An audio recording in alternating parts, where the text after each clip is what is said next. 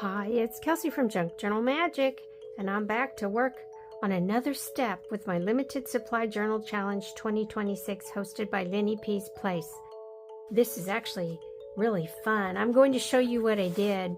I first created one book cover that I did not like, so I got the same piece of paper out. I tossed this one aside, and I made one that I did like. This one I had a spine where I could put two signatures in, and it was just too flimsy, so I went ahead and tore it down. There's an awful edge here, but I glued it together, so now I have two. And if I have enough paper, I might make two. And then I can decide which one I really like, but I'm working with this one now.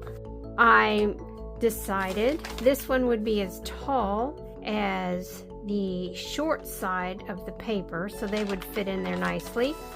Some of these pages still have this perforated edge I need to take off, but I'm not going to do that until after I stamp whatever I'm going to stamp. I'm going to put some wax paper down.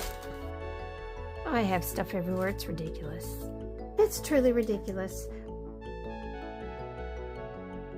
So I thought I would just start inking and stamping. I have two stamps. I'm going to use this one. It's a Rubber Stampede number 15209. It's about 25-30 years old. Maybe you can find one. I don't know. And then I'm going to use this one right here from Temu because I wanted some kind of weedy looking thing. I couldn't find something grassy and big enough to work with my page height. So I've got this one. And I guess I have to use the little thing to put the stamp on.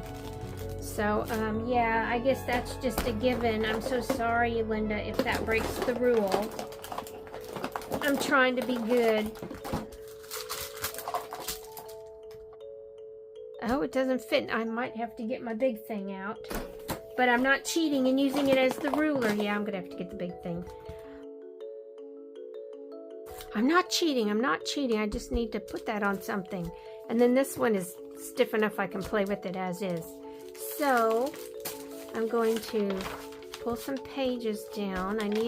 This is where my water comes in. It came in really good with, I'll call it inking the graph paper, because water just makes the ink in the graph paper run.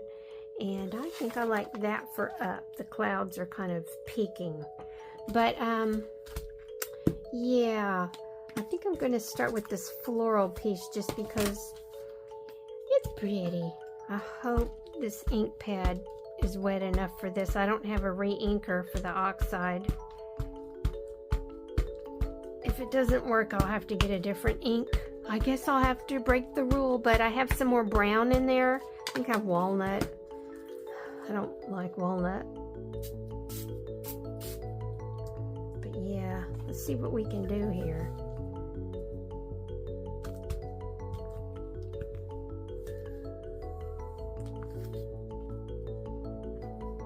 This is a faux watercolor technique, and it not only does it make the ink from the ink pad run and kind of blur like watercolor, it also helps the ink set when you heat it. Oh yeah, that's cool. Cool. Okay, let me get this. What a mess. This is number 2, wet wipe. It's number 1 from when I tried to get the ink off the edges of the paper because there was a lot everywhere. I wonder if I do this. That might make that blue run though.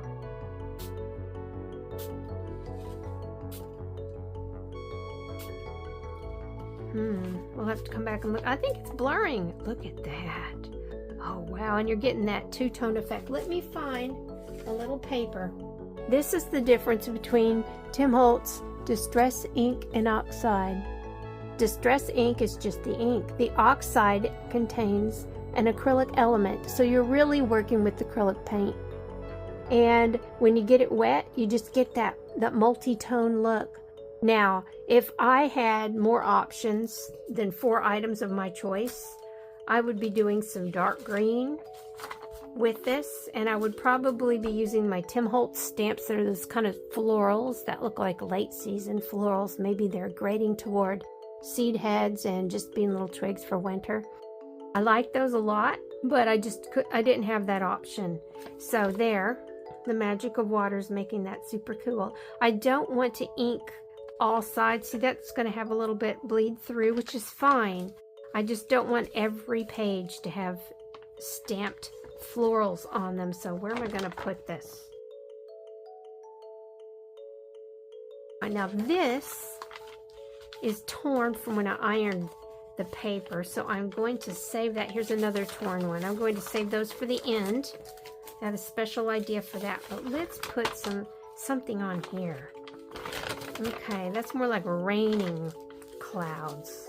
So let's do this one more time, and then I'll switch to the other floral, which is more like a weed.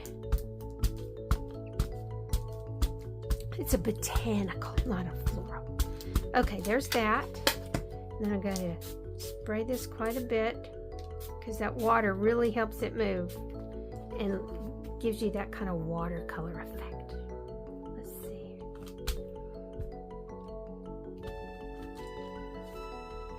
And the more I press, the more likely that water is going to make contact with that paper and move. And you know that movement of the watercolor is what we're all after when we use watercolors. So there's that. Now I'll set this aside and we'll try the other one. I don't want to get ink everywhere. Okay.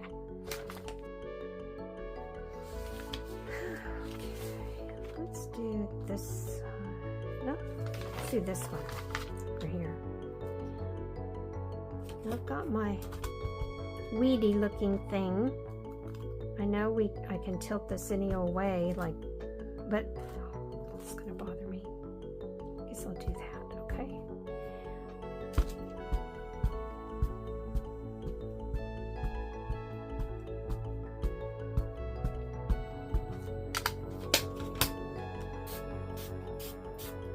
It's easier to see what you're doing on here when you have that clear surface.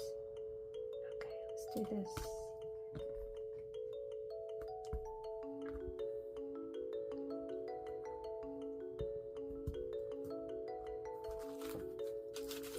Oh, I do not like that.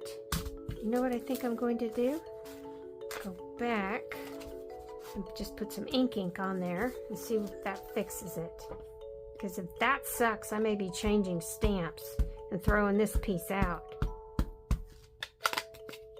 I can't have a sucky stamp on here. Let's try this.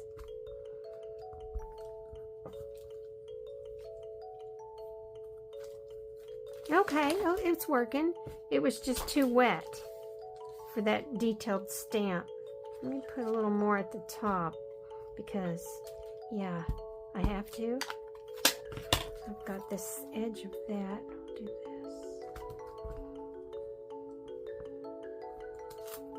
Oh, yeah. Oh, look at that. Now we just have to let it dry.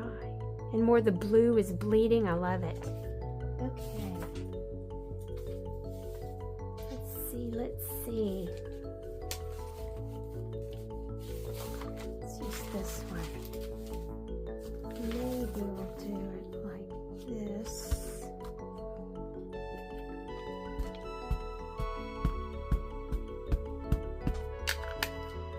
Let's try both. Just go for it. Random craziness. What did I do? Did I spray the blue again? Okay. Let's do this. Wait, we'll do that on top of this one. Is that what I want to do? We'll try it. If it's ugly, I can toss it.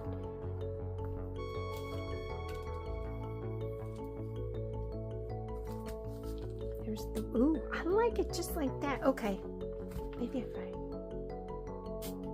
there, yeah, just enough rust, like Gwen Frostic. Love it, love it.